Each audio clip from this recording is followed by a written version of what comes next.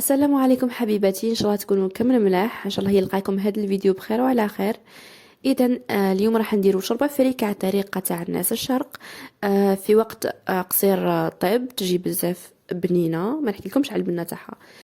نحتاج كميه من اللحم غنمي، معها بصله مربيه ومرف كبيره تاع طماطم كونسيرفي وشويه دبشه ولي زيبيس. ما نكترش، جوست حطيت فلفل كحل وشويه ملح وزوج مغارف كبار تاع الزيت.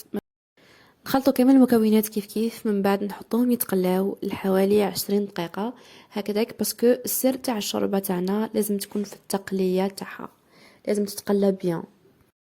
بعد ما تقلينا البصل تاعنا مليح ويكون داب يعني، نزيدوا لها شويه تاع ماء ونزيدوا نقفلوا عليها ونخليوها لحوالي 10 دقائق هكذاك تتقلى. زيد شويه، من بعد نزيدو عليها شويه تاع دبشه. السر تاع البنه تاع الشوربه اللي هي الدبشه، على قد ما تكتري على قد ما تجيك بنينه الشوربه تاعك.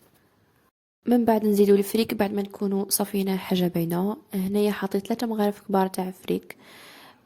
نحطوها في الشوربه تاعنا ونحركوها مليح باه ما يلصقش الفريك في الكوكوطه تاعنا. من بعد نمرقوا الشوربه تاعنا، نديرو غير نص تاع الكوكوطه ونقفلوا عليها ونخليوها لمدة 45 دقيقة. فوالا، هذه هي لا غوسيت تاع نهار اليوم. شوفوا كيفاه جاء الشوربة، جات بزاف تسخف، جات بزاف بنينة تاني.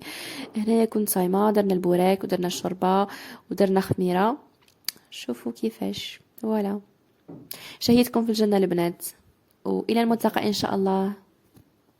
ما تنساوش بارطاجيو لا فيديو مع صحاباتكم باه تكبر العائلة تاعنا، وتخليو لي جيم كومونتير. باي باي.